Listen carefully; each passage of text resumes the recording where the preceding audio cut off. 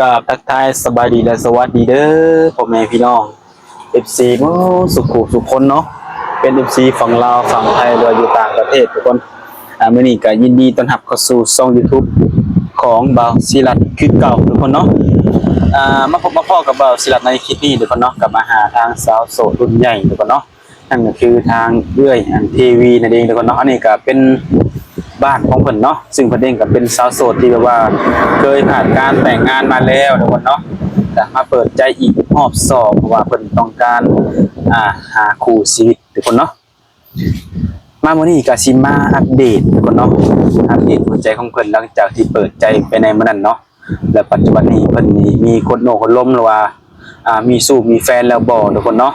หรือว่าสำหรับผู้ใดที่แบบว่าอยากทำความรู้จักกับสาวโสดคนนี้ทุกคนเนาะการทางติดต่อเพิ่นก็จะมีเฟซมี LINE แล้วก็มี WhatsApp ทุกคนเนาะแล้วแต่หนุ่มโสดเฮาจะสะดวกทักคุยทางไหนทุกคนเนาะส่วนทางติดต่อเพิ่นแม่นจะขึ้นในคลิปนี้เลยทุกคนเนาะผู้ใดสนอกสนใจอยากอยากร่วมก็สามารถทักทายเพิ่นโดยตรงเลยเนาะหรือว่าอยากผ่านแอดมินแบบว่าอยากสอบถามเพิ่มเติมยังก็ทัก LINE มาได้เลยทุกคนเนาะตอนนี้ก็มาเรียนทางชั้นเพิ่นไปที่เรียบร้อยแล้วเนาะมากับทีมงานเฮามื้อนี้โอเคทุกคนเนาะเรื่องราวมื้อนี้หรือว่าหัวใจของสาวโสดคนนี้จะว่างหรือว่าปิดไปแล้วเดี๋ยวเฮาก็จะได้รู้คำตอบในมื้อนี้แหละทุกคนเนาะไปนะครับฟังนะครับชมคลิปกันเลยทุกคนโอเคเนาะสบายดีสบายดีเนาะสบายดีมาวันนี้มียังเนาะมาหาเพื่อนดีได้ก็ ตามเคยแล้วทุกคนเนาะก็คือทั้งเอ้ยนี่ก็เคยเปิดใจไปในมื้อนั้นเนาะโดยผ่านมานี่ก็ได้ระบบอาทิตย์นึงเนี่ยอาทิตย์กว่าเลยเด้กว่าแล้วเนาะคือในการถ่ายเปิดใจหาเนื้อคู่โดยมาในมื้อนี้เป็นจังได๋ได้แล้วบ่เนื้อคู่กะว่าได้หรือว่าบ่ได้กะที่อยู่เสร็จเข้ามามาลงกะปกตินะเฮาก็ยังไปว่าบ่ได้ไปว่าการันตีแบบว่าคนนี้แหละคนที่ใช่นะแบบว่าเฮาก็เบิ่งใจกันไปก่อนนะเขาได้เพิ่นเสนอมาแบบนี้เนาะว่าให้เบิ่งใจกันไปซะก่อนโดยว่าข่อยก็เบิ่งไปก็เบิ่งเพราะว่าข่อยก็บ่ได้เร่งรัดข่อยก็ว่านะแล้วแต่เพิ่นเนาะโดยเพิ่นบ่ฟ้าวเฮาก็บ่ฟ้าวว่าซั่นเนาะก็ดีคือกันเนาะสิได้รู้จักกันเนาะแม่นเฮาก็ทำความเข้าใจแล้วเฮาก็เบิ่งกันไปโดนยาวๆไปนะว่าแต่มีแต่คนที่เข้ามาจีบเอ้ยเพิ่นสิเป็นครูอยู่บนนี่กะผู้นึงอยู่สระแก้วนี่กะอีกคนนึงเสียงควงนี่กะผู้นึงโอ้หลายคนแท้หลายบอลเนาะหลายสิเป็นเนื้อคู่จากแล้วก็อันผู้บ่าวรุ่นน้องนี่กะผู้นึงอยู่ยังจันทน์เจ้ายังมีสิทธิ์เลือกเลยเนาะหลายมีทั้งรุ่นอ้ายมีทั้งรุ่นน้องแม่น36ปีรุ่นน้องน่ะ36ปีคือเอ้ยนะอยู่จักปีก็เอ้ยนะ45ปี45 36ป๊าแล้วคนว่าใดๆคนว่าจังเพิ่นว่าข่อยเฒ่าแล้วเจ้าบ่มาจีบเอื้อยก็ได้แรกๆข่อยก็พูดว่าแล้วเป็นรุ่นน้องข่อยก็เลยว่าขอโทษเด้ออ้ายเจ้าอยู่เมืองใดแขวงใดข่อยก็อยากรู้ข่อยละว่าเพิ่นก็เลยตอบว่าข่อยอยู่ยังจันทน์ไหนอีหยังแหละจักบ้านหยังแหละข่อยก็ลืมแหละคล้ายๆแบบว่าสักยังจันทน์มันก็หลายแขวงเนาะพูดว่าอยู่เวียงจันทน์เนาะแม่นเขาเลยว่าขอเบิ่งหน้าเจ้าแน่ว่าเปิดเบิ่งดูก่อนตะขอเบิ่งเลยมารุ่นนี้แม่นเอ้าข่อยพังแล้วมันกับไข่กับข้ามันอยู่แบบจะคือบ่แม่นเสียงผู้เฒ่าแบบว่าแอนเนาะมันต่างกันได้แต่ละคนแอนเข้ามามันสิความรู้สึกมันสิแบบมันสิแตกต่างกันนะคนหนุ่มกับผู้เฒ่านะโดยมันสิเสียงสัดแจ๋วแล้วเป็นอะไรได้เห็นไหนตาเพิ่นเห็นไหนเห็นตาเพิ่นก็ตัวหล่อเนาะค่อยว่าถึงใจอีบ่กะพอเบิ่งใจไปอยู่ก่อนค่อยว่าเพราะว่าโอ้เจ้าเป็นรุ่นน้องข่อยเจ้าบ่ได้เป็นรุ่นอ้ายก็ว่าขอโทษเด้อว่าข่อยไปเอิ้นเจ้าอ้ายก็ทุกคนบ่เห็นหน้ากันเนาะอ้ายก็ดีแล้วเขาเป็นผู้ชายว่าตามมารยาทเฮานำง่ายกันเนาะเฮายกให้ผู้ชายสูงก็ยิ่งให้เกียรตินะแบบข่อยให้เกียรติคนนะแบบว่าหากข่อยเห็นอยู่ในไลน์นั่นน่ะอันปกอันเฟซในไลน์เพิ่นโดยคือสิบ่เฒ่าเพราะว่าอันนี้ค่ะแต่ว่าอายุ36ปีนี่ก็สิล้มนำได้บ่ซะ ก็เราเราทักเข้ามาเราแอนกะคอยแอนกับเราอยู่กะบ่ว่าดอกว่าสิว่ารังเกียจเขาได้แบบว่าบ่ได้รุ่นน้องนี่นั่นน่ะโทรเข้ามาเลยบ่แอนขอกะแอนจังได๋เพิ่นว่าโอ้เจ้าก็เป็นแม่ห้างมีสิมีสิทธิ์เลือกบ่อยากแอนกับ คือสิขี้คุยแท้ที่ผัวเนาะ แฟน ว่าแต่ถามว่าอนาคตเนี่ยนะเอามาเป็นสามีได้บ่ อนาคตบอก โดย สมมุติว่าเอามาเป็นสามี โดยรุ่นน้องเนี่ย รุ่นน้องนี่ โดย ตับอิดเนาะสมมุติเฮากันนี่แรกๆนี่รักมันสิหอมมันสิหวานเนาะเข้าใหม่ประมาณบัดโดนๆนานๆไปแล้วมาคิดอนาคตเนาะสมมุติว่าเอาไปเฮิงแล้ว อีเฒ่าอีแก่ว่าพญาบัดกรรมนั้น ตามที่คิดเนาะตามที่คิดไว้ แม่นแม่นแต่ถ้าเอากันตับอิดเลยมันหอมหวานแบบว่ามีอีหยังเฮาก็อภัยให้กันได้บัดเฮาอยู่โดนไปคนเฮาว่าบ่ได้อนาคต แน่นอน มัน เนาะ ส่งมาเห็นคือข่อยกับผัวข่อยเห็นบ่เศร้าหาไป ตอนมักกันยังคดีมันเนาะ แม่นข่อยก็บ่นึกบ่พันว่าข่อยสิได้มาเป็นแม่ห้างนางใหม่ทั้งที่ข่อยกะประคับประคองคู่ชีวิตมาได้เศร้าหาไป โดย จนได้ลูกข่อยก็จะได้แบบได้ลูกได้ผัวมาแล้วก็ได้หล้านหั่นน่ะแล้วก็ลูกข่อยก็เป็นแม่ห้างกันหั่นน่ะแล้วเป็นหยังเฮาก็ยังมีแนวแตกหัก ยังแยกกันเนาะ แม่ทั้งที่ผัวเดียวเมียเดียวหั่นน่ะ โดย ผัวบ่าวเมียสาวอายุก็ไล่เลี่ยกันนะแบบว่าแล้วก็48 49แล้วผัวข่อยปัจจุบันเนี่ยอันที่ข่อยปะไปค่ะ49ปีนี้นะ ไปได้รุ่นอ้ายบัดนี้ไปได้คนรุ่นอ้าย รุ่นอ้ายบ่ โดย รุ่นอ้ายเขาบ่ให้เห็นหน้าจักคน อ้าว ให้เห็นหน้าแต่คนหนึ่งอยู่สระแก้วอะ สาแก้ว แต่3คนบ่เห็นหน้า เอ้ยขอเบิ่งอยู่แม่นบ่ พอเบิ่งบ่ได้เพิ่นว่า เอ้า คือบ่ให้เบิ่งเพราะ สิ ว่า ใจแกแฮงกันเนาะมาให้เบิ่ง ไม่ มันก็เป็นการแบบว่าบ่มีความชัดเจนในกันเนาะ โดย โอ้ เฮาก็แบบว่า ยังอายเจ้าอยู่แต่เนาะ บ่อายหรือบ่อายก็คนเฮาต้องกล้าเปิดข่อยก็ยังกล้าเปิดใจไว้ว่า หาคู่ โดย ข่อยก็ยังบ่อาย เรื่องยังเลยสิมาอายกัน แม่นเนาะถ้าอยากล้มกันเนาะ แม่นสมมุติว่าเฮาเอามาเป็นสามีเฮาเนาะ โดย อนาคตถ้าสมมุติว่าสิบ่มาอยู่นํกันเลยสิบ่มาเบิ่งหน้ากันตอนอันบ่ฮานเปิดตอนนี้แล้วมาอยู่นํกันได้สิอยู่นํกันได้เปิดถามพื้นได้ค่ะ โดยเพิ่นว่าได้ เพิ่นว่าบ่มันดึกยังหากะ2 ทุ่ม ข่อยขอเบิ่งแน่น่ะนะนอนเอานอนก็เบิ่งคราวเดียวหนึ่งก็บ่ได้บ่เขาเลยว่าตอนนี้แหละหมู่ว่าหลังจากหมู่ว่าแบบนั้นอยากบ่เบิ่งก็บ่เบิ่งเขาว่าก็แล้วแต่ แต่สิคุยต่อบ่ฮะ ฮะ สิคุยต่ออยู่บ่ กะเขาแซดเข้ามาเขาโทรเข้ามาข่อยรับข่อยก็บ่แม่นว่าเป็นคนเห็นแก่โตหั่นนะ โดย รับได้เบิดล้ม โดย เป็นหยังจังล้มเฮากะตามมารยาทเขาก็ใหญ่กว่าเฮานะ อย่างเฮาก็เป็นคนที่ออกมาเปิดใจเนาะ โดย ถ้ามีคนเข้ามาล้มเฮาก็ล้มเฮาก็คุยเนาะ โดย โอ้โดย จังหน่อยเพิ่นสิว่าเฮารังเกียจคนหั่นนะ แต่ในปัจจุบันนี้มีบ่คนที่มักเห็นแล้วอยากได้มาเป็นสามีนี่ ปัจจุบันนี่บอก โดย ยัง บ่ มันยังเป็นแบบว่า มันยังข้างๆคาเนาะแบบว่าลมกันแบบปวดปลายๆเฮาก็เลยแบบมันยังการันตีบ่ได้ อืม ว่าเขาก็สิแน่นอนบอกกับเฮาเขาก็มาเบิ่งมุมมองของเฮาว่าเขาก็สิคือกันกับข่อยคิดนั่นแหละเขาก็ โดย สุกคนสุบายๆยังบ่ไว้มกไว้ใจกันหั่นนะแบบนี้หั่นนะความหมายมันหั่นนะ รู้จักกันยังบ่โดนเนาะ โดย แม่นบอกไอ้หนอม ต้องเนาะเอาง่ายๆ คุ คื ย อ กันนานๆก่อนเนาะ โดย คือในตอนนี้ต่างคนก็ต่างมีความคิดเนาะ โดย มีความคิดมีความระแวงซึ่งกันและกันเนาะ โดย ทางกับรู้จักกันยังบ่ได้ไปมาหาสู่กันเนาะ โดย รู้จักกันผ่านแค่ออนไลน์หรือโทรศัพท์ แม่ เนาะ นแม่นเฮายังบ่ได้ไปว่า มาเจอหน้าสุดหน้าหั้นนะ โดย ว่านิสัยใจคอหรือว่าหน้าตาเขาสิเป็นจังได ตัวจริงเนี่ยได้เนาะ แม่นถ้าเขากับเจ้าเห็นเนาะหน้าตาข่อยสิออกทั้งสื่อทั้งออน เห็นแล้ว เห็น แต่ข่ เบิ อย ด น่ะข่อยบ่เห็น เออ ที่ได้หรืองามกะที่เจ้าเบิ่งเอาในที่น้องหนุ่งมาสัมภาษณ์คนนี้แหละกะซ้ำข่อยแบบนี้แหละ ตัวจริงก็แบบนี้เนาะความเป็นจริงในปัจจุบันก็แบบนี้ แม่นบุคลิกของข่อยก็แบบนี้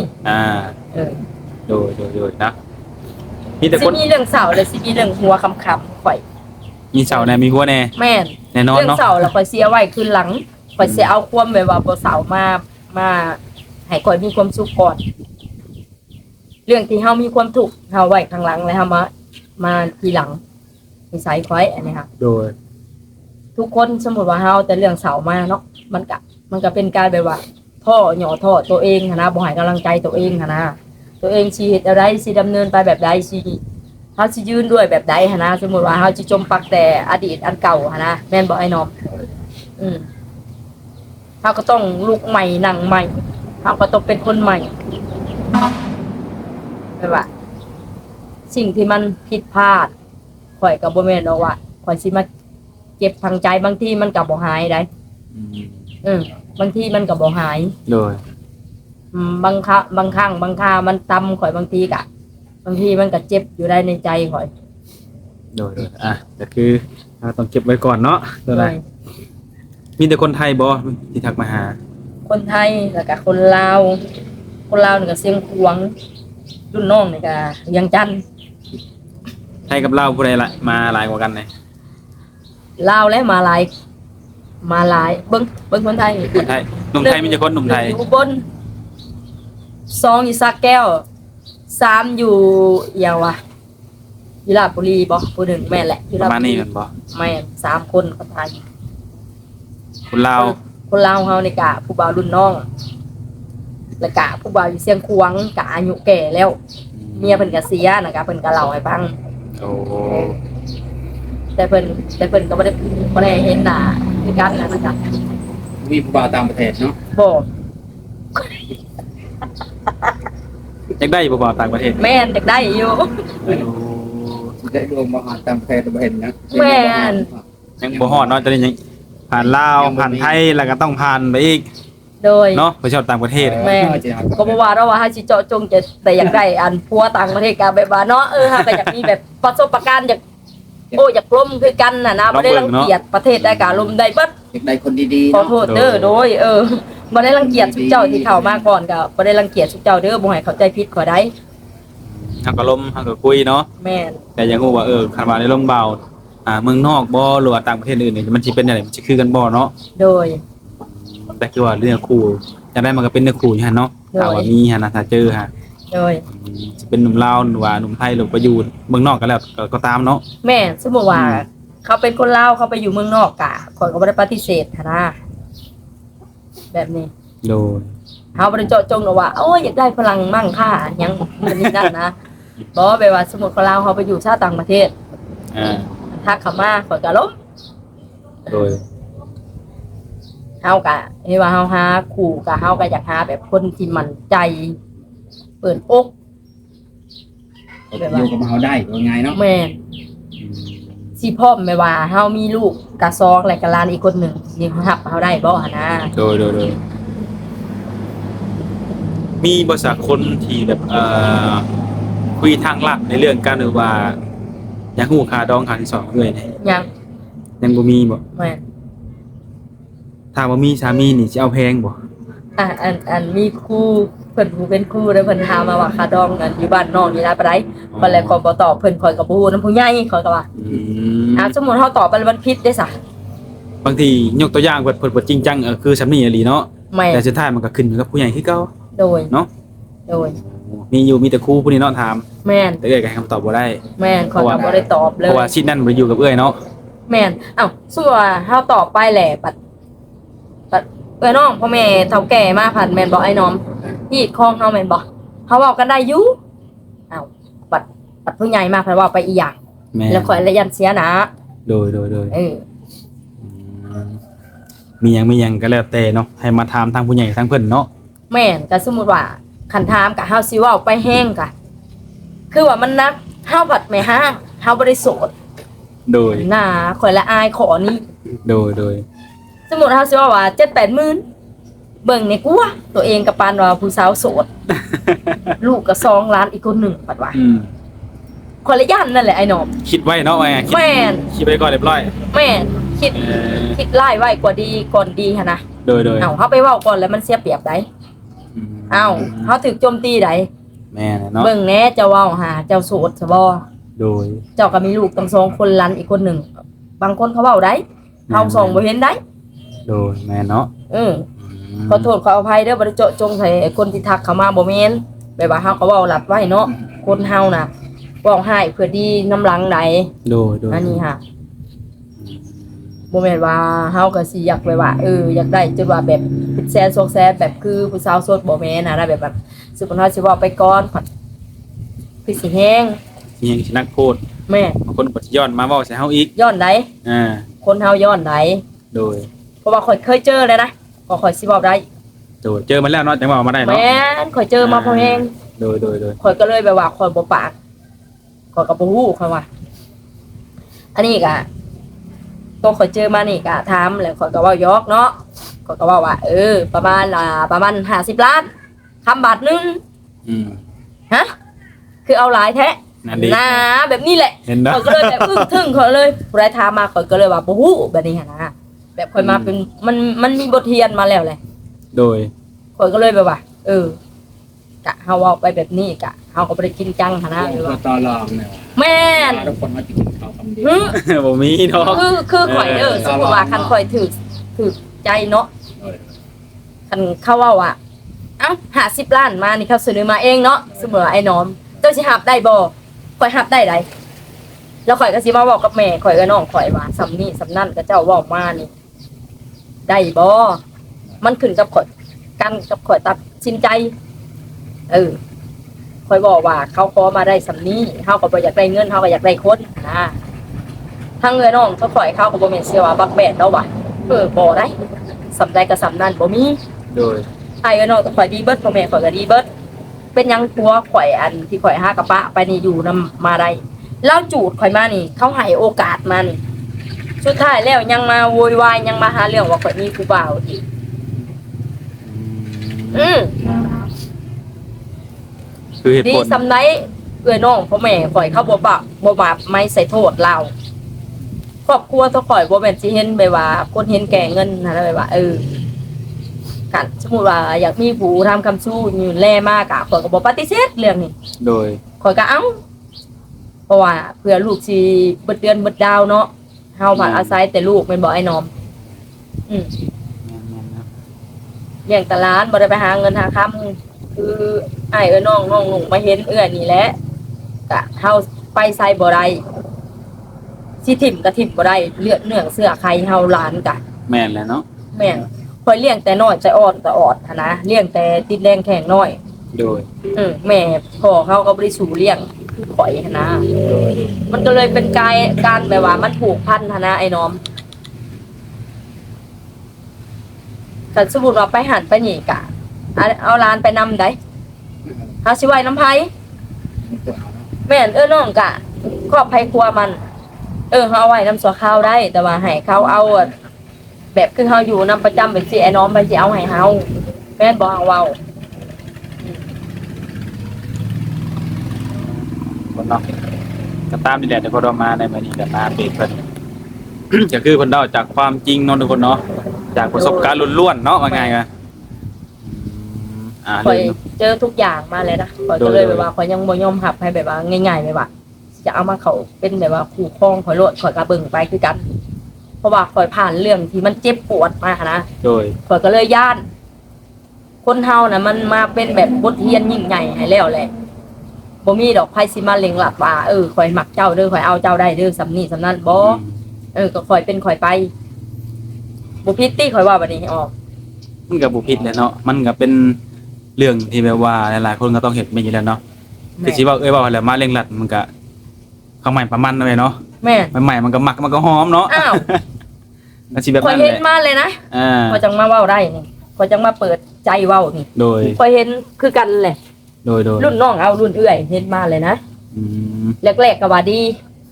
โอ้ยหอมหวานดูดดื่มแล้ว หับได้เบิดอย่าง ทำ นั้น ได้เบิดเจ้าอยากห้างมีลูกมาสำใดก็ยาขอบริติบริเตียนเจ้าบัดสุดท้ายแล้ว มันบริคือแบบว่าเฮาสัญญากันตอนเฮาเอากัน โดย บ่ แล้วรอบนี้นะจ๊ะสิเบิ่งกันดนบ่กับ แม่น ฮอดบ่ปี ไหวเนาะไอ้น้อมเฮาก็ยังแบบว่ายัง ขับมาถึงเลยนะครับ แม่น มีแต่ว่าเบิ่งไปเรื่อยๆแม่นบ่ แม่น ถูกใจก็ค่อยว่ากันเนาะ แม่นคืออ้ายอันเพิ่นสิอยู่สระแก้วเพิ่นว่าเบิ่งกันไปเรื่อยๆเบิ่งกันไปเรื่อย โดย คือข่อยร่วมกับอันผู้บ่าวอันคนลาวเฮาอยู่ในแถวบ้านเฮานี่กะแล้วว่าเบิ่งใจกันไปซะก่อนเบิ่งกันไปเรื่อยๆข่อยก็ว่าโอเคเบิ่งกันไปเรื่อยๆกะเบิ่ง โดย บัดนี้เบิ่งไปเบิ่งมาภาพบัดนี้ไปเห็นกันอยู่ในงานผัดบ่ถามข่อยนี่แหละข่อยจังมาตั้งข้อแง่ว่าสมมุติว่ามาเอาผู้บ่าวรุ่นน้องขนาดผู้บ่าวรุ่นเฒ่ายังเห็นให้ข่อยเจ็บช้ำน้ำใจแล้ว มีการเปรียบเทียบทีมที่ย่านเขาเลยเนาะ แม่นข่อยก็เลยแบบใจข่อยมันลบบัดนี้ โดย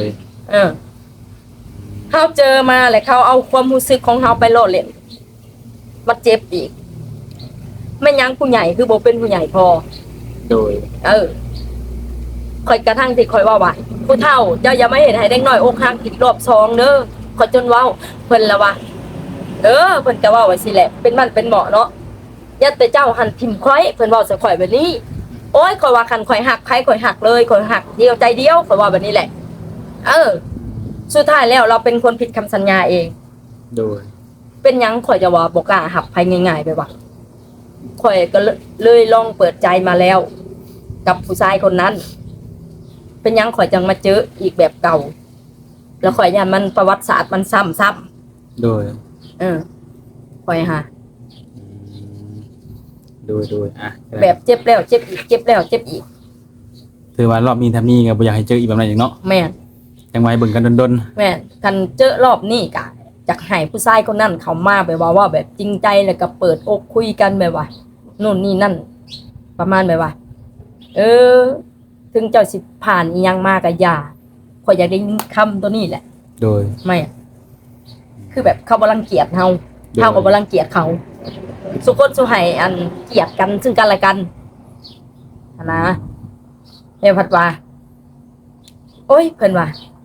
ข่อยเลยว่าหยอกแล้วเนาะไอ้มาแม่มาขอข่อย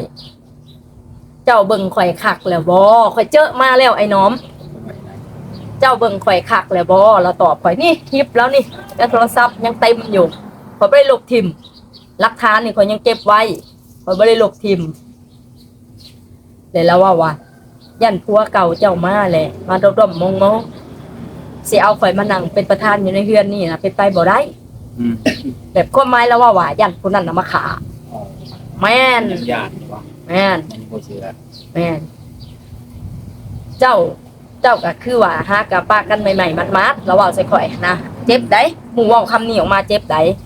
ข่อยก็เข้าใจว่าข่อยปะกันใหม่ๆมัดๆกะข่อยกับเราก็บ่ได้แม่นว่าเว้าขยะบัดคำนำเว้าออกสื่อเนาะบ่ได้สูบบ่ได้อยู่บ่ได้นอนนำกันหั้นนะข่อยแยกเฮือนนอนหลังที่